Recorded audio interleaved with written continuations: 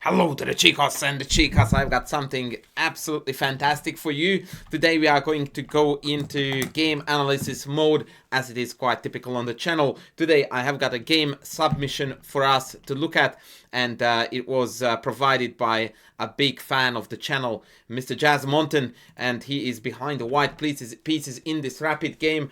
The level of the players is somewhere between 2000 and 2100, so decently high quality game there, and it's a particularly pleasing aspect of the game to me because it goes to show that even on reasonably higher level you get to see beautiful chess where aggression and attack pays off. So let's dive right into it. The opening is going to be the so-called check defense, something I would not recommend you to go anywhere near with the black pieces, and this game is going to be actually a very good explanation as to why. Queen a5 is designed, by the way, to hang the e4 pawn and also to cover the e5 square so black can play e5. However, our friend Jazz is not fazed by such shenanigans, and he does what he needs to do, which is develop his pieces. I would have preferred here, of course, knight f3 without releasing any tension. A slight inaccuracy, but nonetheless we are continuing the game in the correct spirit. All those dudes are out already. e5 is under pressure. Perfect chess. Takes e5 once again, super duper aggressive. The engine prefers he castles or even bishop takes f4, but I really like the spirit in which the game is played, and this is something that I really look for when I analyze students' games and people who request game analysis from me on stream. I'm not always after the best moves. I'm after people understanding what they are doing, playing energetic, aggressive chess, going after the opponent in what I consider to be a very dynamic style. You can't play perfect chess as far as meeting the engine's requirements, but you can always play moves that satisfy you in terms of how the game is going and what you are trying to accomplish. And shout out for e5, and of course castles. No one cares about c3 hanging. No one. As a matter of fact, in these types of positions with white, if you are willing to consider the idea of giving up c3, which you should, and that's not giving up the knight, that's giving up a pawn, then your mentality already here is that I would pay money for my opponent to take this because that's what I want. So this is where materialism in the club player's head often doesn't quite align, in that they don't consider themselves to be materialistic, in that they would be happily giving up f4, but the same person would be perhaps quite reluctant to give up the b2 pawn on the c3, and they would play some defensive measure here like bishop d2. Nah, in for a penny, in for a pound, friends.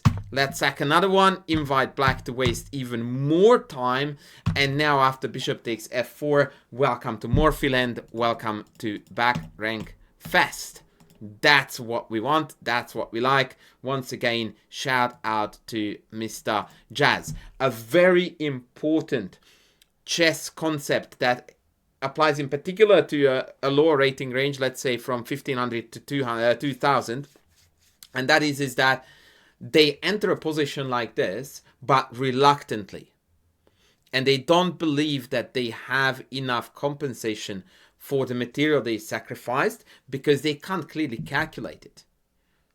And so this is where you have to overstep your own shadow and you just go like, hello, I am castled. I have all of my pieces perfectly deployed and my opponent hasn't done any of that yet. If this is not sufficient compensation, there is no justice in chess. And there is justice in chess, and there is enough compensation here. Bishop c5 played, king h1, and bishop e6. Obviously, black is reluctant to castle, because there is a strong chance that all hell is going to break loose near the king side. Note that the Greek gift is, actually even the Greek gift is working because the bishop can't go to f5, so never mind. Actually, it is on. I thought that I was going to go with knight g5 first, which also does win, by the way, quite spectacularly. I mean, this is what you get for leaving everybody at home, bishop c4 and cr. But even the Greek gift does work, in fact, because after knight g5, if the king goes back queen h5, there is no bishop f5. It's already mate. And if king g6, I suspect that there are multiple ways to accomplish our goal. The quite timid looking queen e2 is going to do the trick with queen e4 to come next move. Absolute carnage. So yeah, castles was not on the cards. Bishop e6 was played, but of course this was also strongly met by some attacking moves. Again, the engine gives it a question mark, and I question the question mark. Like, who cares? Here is a textbook example of how you shouldn't learn chess from the engine. Rook b1 is going to give us a 1.54 advantage with white, while we are playing a super obnoxious, annoying, attacking, developing move. If this was a coaching session, I would tell student, I can't care less. Like, good on you. Well played. Because you know what best move is? I tell you, bishop d2 followed by knight g5. Yes, I would have been absolutely over the moon if student / good friend Jazz had found it. But is rook b1 really that big of a deal that we necessarily need to attach a question mark to it? In this case, I don't think so. I don't think so. b5 played, and that is exactly the point. That moves like this, that are annoying, irritating, attacking, they always draw mistakes. Out of a human, that is. And there we are. And again, after knight g5, black is completely busted. Oh, by the way, I forgot to show you a beautiful line here. Bishop d2, queen a3, knight g5. The point is that you take e6 and you go bishop g5. And if black plays here a nondescript move, then we have got a little tiny, teeny, weeny checkmate that looks like this. Shout out to our friends who do promote attacking chess on YouTube, because that is what's winning chess games, and that is what is going to make you a better player, a better calculator, a better everything. So rook b1, b5, knight g5 played, bishop takes a2, and again, and here I'm speaking mostly again to lower rated players, the first thing you notice when your opponent takes this is not that your rook is hanging. No one cares at all. The first thing you notice is that the e6 pawn has been released, allowed to move. It was blockaded by the bishop on e6. Now it's good to go. It becomes a super tempting, immediate candidate, in fact, because this is our way to get to the enemy king, which is the goal of this game. The goal of chess is not to win an exchange. It is to kill the enemy king. And so, here we go, friends. Jazz immediately unleashes the beautiful pawn e6, exposing the uncastled black king, and now it is all but over. They took on b1, ef7 check, king f8, knight e6 check. Queen e2 was also very, very powerful here, but I'm very happy again with knight e6, king e7, and queen g4. The cruel engine tells you to play queen e2 to play for the discovered check, but queen g4 is very, very powerful too. Once again, we are looking at a game that could have been played by Andersen or Spielmann, or Rudolf Spielmann, that is, or Paul Morphy, in the style of the romantic greats, just going after that king and just ignore material. Great chess, great chess, great chess.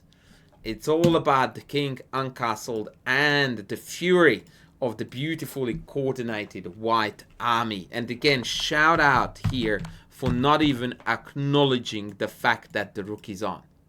But what if I can calculate it? You don't need to.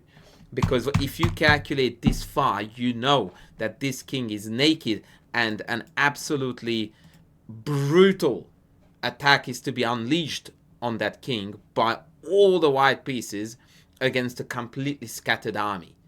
If you can't calculate it, you still enter it. That's your priority. That's how you should be raised as a chess player. That someone teaches you that these types of positions you must embrace with white, because although we are down material, they are down a king, and that's the goal of the game. Okay, knight g7, bishop d4, queen e6, knight f5, and the only blemish in the game, the only blemish is that here we missed the mate into check and mate.